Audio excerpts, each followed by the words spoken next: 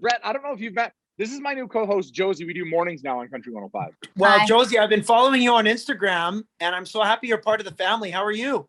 I'm good, thanks. How are you? It's nice to meet you officially. Likewise, great to meet you too. Usually, it would have been face to face, but so we're only like days away from hugs and all that good stuff. Love it. You just you caught us in the middle. We're writing a parody song of Chris Young's famous Friends called Stampede Friends. So yeah, ooh, we're working on it. It's gonna be good. It's gonna be good. Yeah. Okay. Well, when are you gonna debut it so I can tomorrow tune in? morning at like 7:30, I think. Okay, done. I'll tune in. Unless you want to help us write it, it's halfway done. How much do we pay you for a writing session? Guys, you don't want me as a songwriter. I'm so out of practice. or which Kissel tune should we parody for Stampede? Oh, everything. If you really want to parody, it would be an R-rated version of your show, but my band parody every song, every single I've ever had, and it's not good. It's not good. Started with a song. The initials are SWAS. So what does that spell? I don't even want to go there. Exactly. But I will say, when we actually get to see each other in person, I need to hear a little version of some of these parodied R-rated remixes. Yes. Okay. I promise you I'll do this. And I trust you. I trust you both. I don't know you yet, but I trust you. Okay, I do. Thank you. Here's the thing. If that's the case, phones need to go away because I'll be canceled. Done. They're just like, there's no way around it. Like, they're just like, it's like 2016 funny. And what's funny in 2016 is not allowed in 2019. Trust me. It's what about blatantly obvious when your like Facebook memories pops up something that you posted in like 2009, 2010. And you're like, I thought that was funny. I don't want to get fired. Oh, absolutely. And now everybody's on edge too. So even some of the things like with sports. So for example, I got into a little itty bitty Twitter battle today because Pat Maroon wins his 3rd Stanley Cup, and he was an ex-Oiler, and he's a good buddy of mine. So I say, we need to bring the big rig back to Edmonton so that he can win his 4th Stanley Cup with us, because obviously the guy's a good luck charm. And people are F this and F you, and just Twitter's the worst. Everyone's so mad at me, and like, everyone's mad on Twitter. And this is what I get all the time, you guys. Shut up and sing. Oh, like, gosh. So literally, I'm like, hey, I am a 2-time high school floor hockey champion, and I'm the best bubble hockey player you know. And I know a thing or two about hockey, so F you. And then they're like, no, F you. And then I'm like, no, F you. And then my president of Warner Music says, Brett, settle down. So Hey, so how close are you with Patty? Like, have you gotten to get some inside stories of his cup celebrations now on his 3rd straight? Yeah. Oh yeah. But you can't get a hold of the guy for a couple of days because he's probably going to lose his phone. Yeah. Yeah. Well, I've seen him I saw him at last year's cup parade, and I was like, that guy is mangled, but he's still holding it together somehow. That guy, Patty Maroon, after winning the cup, is like that one guy who goes to Cowboys all 12 nights in a row. Oh my God. After night 12, and after drinking a bottle of whiskey per night, after night 12, it's like, so there's some similarities. There are going to be some people at the Stampede this year that are going to do, probably after my show on Monday, what Patty Maroon did after winning the cup. It might even be me. My favorite is walking by people at the Stampede, and like there's smells galore at the Stampede. But my favorite is walking by the person and you're like, oh, you've been drunk since this started. Like it's just in your body now. Like it's coming out of your pores. This is fantastic. Can I let you in on a little something? I have been out of the game, not just as an entertainer, but as like a party guy for a long time, because I've gotten into nice wine and sipping on my vodka and trying new fancy cocktails with my vodka and this and this and this. And now I'm like, hold it. I'm about to go into the freaking lion's den here. So over the past week, I've been drinking a bit to get my liver ready for my own show and my own after party on the 12th, because I know I'm not going to be able to last if I don't practice. So that is the type of dedication you're getting from me for my own Stampede show. Brett, do you remember the movie Beer Fest? Of course I do. It's exactly what I'm picturing with you right now. You're just doing like different booze trials every day of the week. Just make sure you're ready for what's coming. Exactly. Yeah.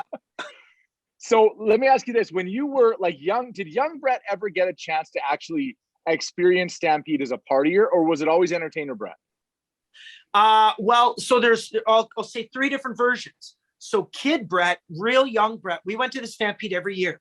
Aww. We would drive to the farm in northeastern Alberta, and I'd eat my mini donuts, and I'd ride the Ferris wheel and go on that zip line gondola deal that went around the whole park. We watched the rodeo, we'd watch the chucks, and we didn't have a lot of money, so we'd have to stay in I don't know, like Olds, because we couldn't afford Stampede price hotels. Yeah. So wake up in the morning, we chill, go back down to the Stampede, and then we drive back up to like halfway to Red Deer. And then we go back to the Stampede the next day. So I loved the Stampede as a kid.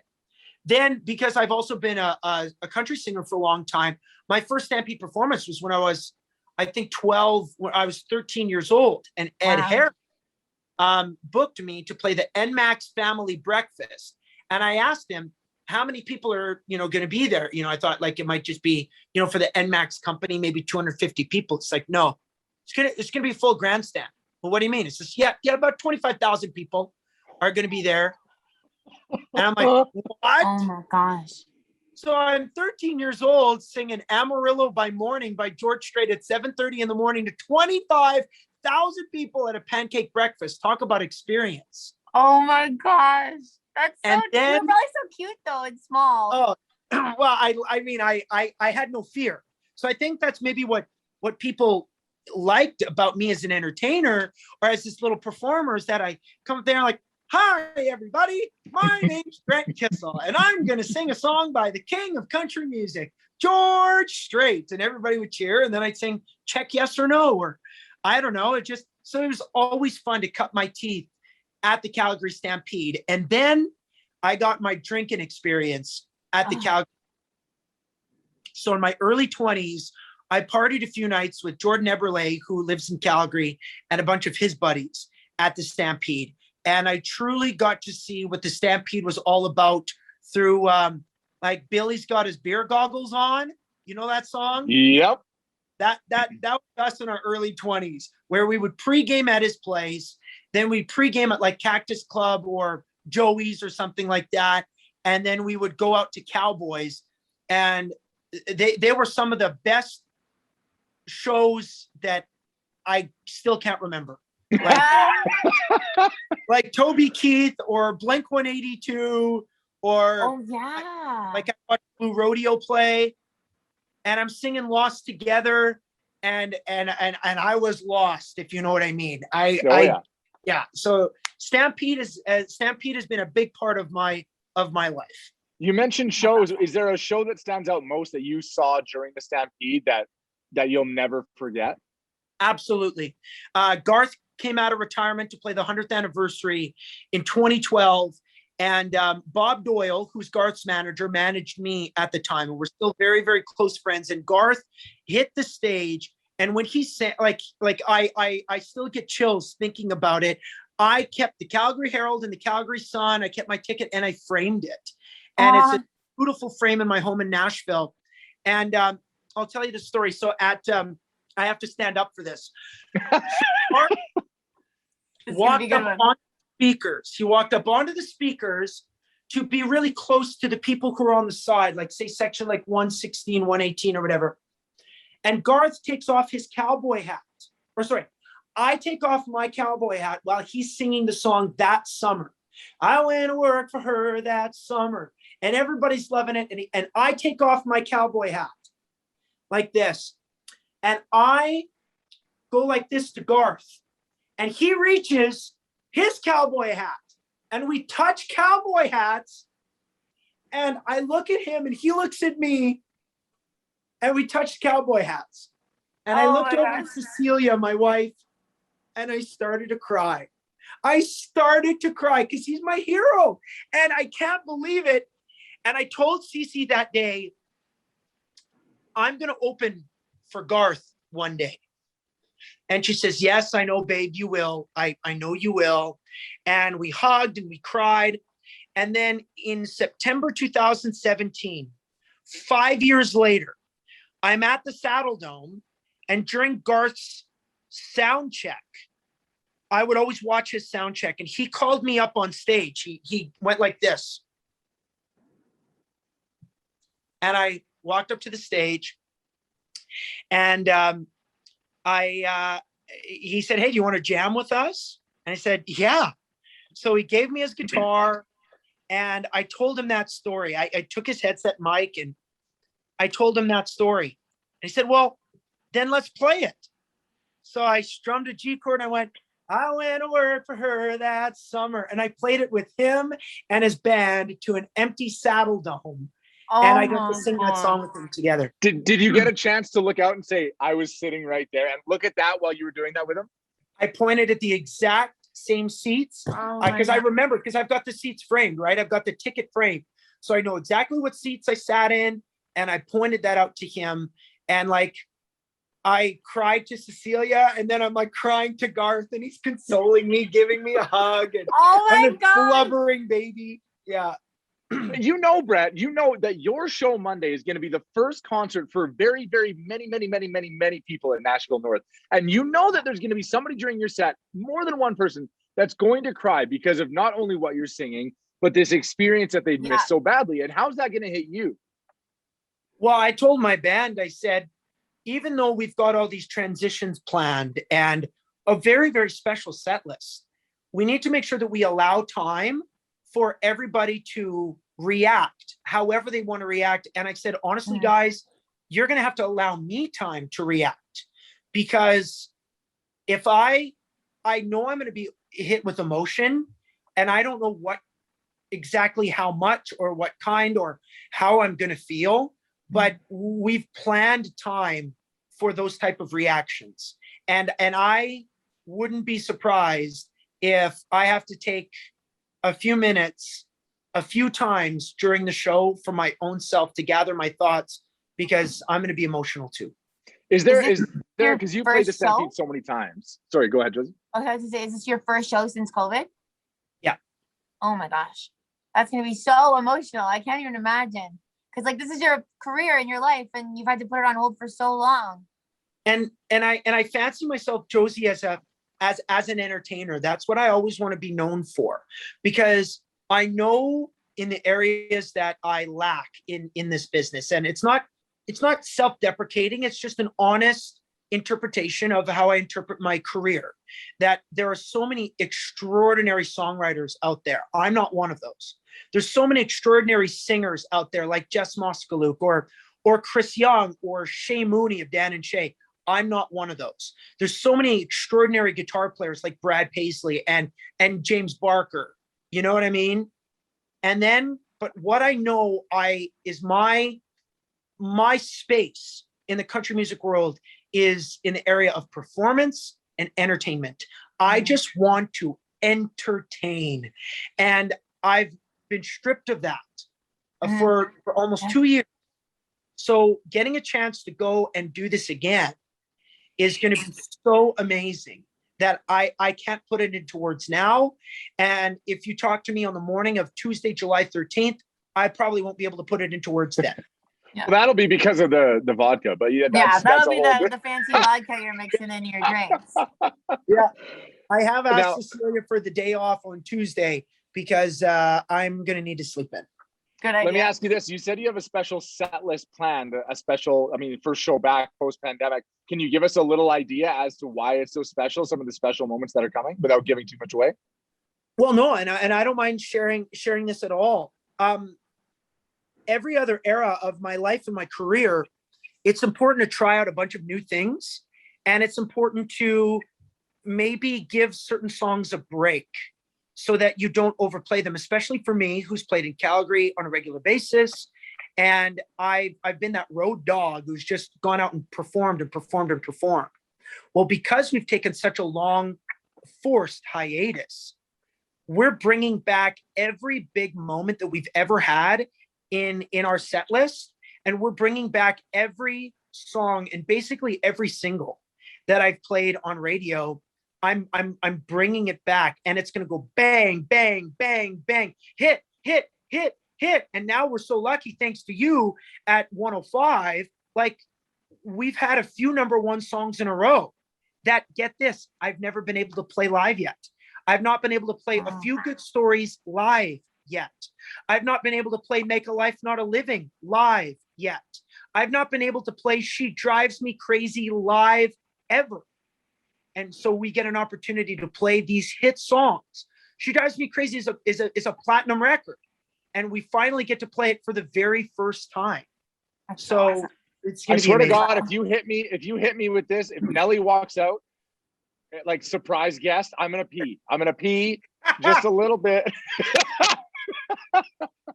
Okay, so full disclosure, because it's not gonna happen, but we did reach out to him. Like, we're like, hey, this is Stampede. How epic would it be? And just because of all the quarantine rules, it's not possible, because he can't be away from it. But I feel we were close. I truly believe, had there not been quarantine, I was going to call in that favor, and I was going to fly Nelly in and have him be a part of this show. But That would have been. But Canada Border Services has to get their shit together. No, it's not even their fault. They're just following rules. The government of Canada has to get their shit together. And then when they do, then we can start to have fun again. Yeah. So let me ask you this. I feel like I already know you, probably even because you have the set list mapped out.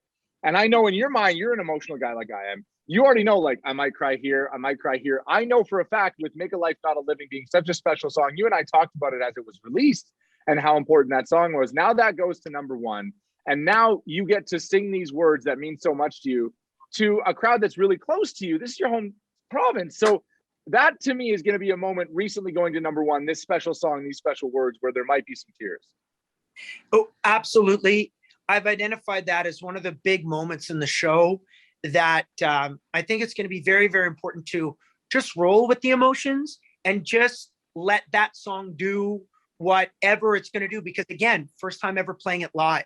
So Josie, again, we don't know each other yet, but now you've spent, quite a bit of time with Greg, and you know that for a guy with, obviously a big voice, big personality, and obviously a big, handsome man, he's a soft teddy bear. He's a softie. He's a dad, and he can cry. Me, I cry so often all the time now with my kids and my daughters. And like this morning, it's 6:30 in the morning. My two girls wake up and they cuddle with me, and I've got them under each arm, right? Like I'm laying down like this. I've got Aria here, and I've got Mila here, and tears are just coming out of the corners of my eyes. And my wife looks at me and she's like, "What are you doing?" I'm like, "I'm just so happy right now." Like it's just what happens. So that's so nice. Yeah, Greg, I haven't seen you cry just yet. Just put on like a montage of somebody seeing their family again after being on a reality show, or like an America's Got Talent really emotional behind the scenes clip, and I'm there. I'll cry right away. All right. Even watching some of like the hockey hugs last night, even though I don't like the Lightning, I get overcome with emotion watching people get to cry and be happy and live out dreams like that. And I too, like I get those goosebumps in those moments, but I have to compliment the Calgary Flames as an Oilers fan. So good, right?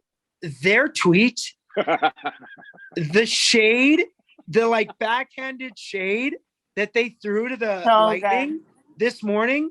Congratulations on 2 of your cups. That was great. That was genius.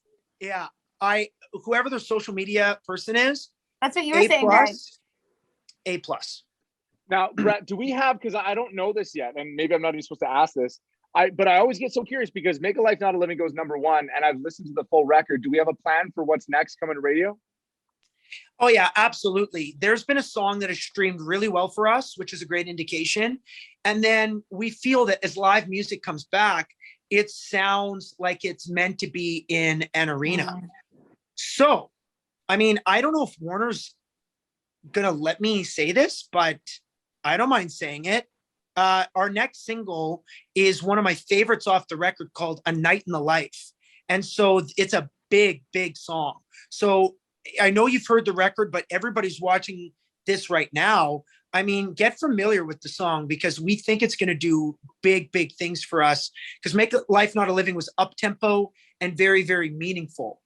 This song is a small town anthem if I've ever heard one. So I'm very, very proud that that's what Warner told me, that they agree it's the next single. So, I mean, something could change between now and next week. I don't know, but I'm pretty sure that's what it's going to be. Well, I'll tell you what, when you're ready to release it to radio, why don't we do the premiere on our show that morning? Yeah. I'll call in for sure. Or by then we're probably able to do it face to face. So I'll drive down from the ranch. I'll come to Cowtown. Awesome. You'd be our first in studio guest as a team on a new show. I'm so excited for that. That would be great. Brett, I know you got kids and all this stuff to do. I'm just going to get you out of here on a little Stampede, this or that, okay? Oh, because you know I love these things. Yeah, me too. If I didn't do some weird game with you, you would have gone away pissed off. You're like, well, I talked with Greg. Where's his thing? I'm here for the conversation, but I stay for the games. All right, rodeo or Chucks? Chucks. Mini donuts or corn dogs? Mini donuts. Oh. Beer or whiskey? Whiskey. I vodka. knew that one before asking. I'm just judging everything you say. I'm just in the sidelines. Yeah. Rides or games? Rides. Good call. What's your favorite ride? The scary one, like the slingshot, or that giant $119 one. That's it's not really worth the $119. Basically, just an arm that does this. Exactly. That deal. Yeah. Okay, wait, I have one for you. Flannel or like a good tank top? A tank top on a handsome guy like Greg, or on a hottie like my wife, but flannel for me. Yeah. Cowboy boots or cowboy hat? You have to have both. If you've got a cowboy hat and you're wearing sneakers, you're a poser. If you're not wearing a cowboy hat and yet you've got some really good boots from Lamley's, it's like, come on, man, spend a few bucks, get the hat, complete the look. Line dancing or two-stepping? Oh, a line dance, two-stepping. Two-stepping. If you had something in your boot and it could either be a flask or a Mickey, which one? Well, so check this out. You put a flask in the left and then you put a Mickey in the right. The flask is full of whiskey or the hard stuff for the boys. And then you put your Mickey with like a butter ripple schnapps or maybe a green apple sourpuss. And you have that for Cece and her girlfriends. You're a pro. Cece doesn't still do green apple sourpuss. There's no way. Oh, absolutely, she does. Green apple and butter ripple at the same time with a little bit of cinnamon, and that's called an apple pie. I want that right now.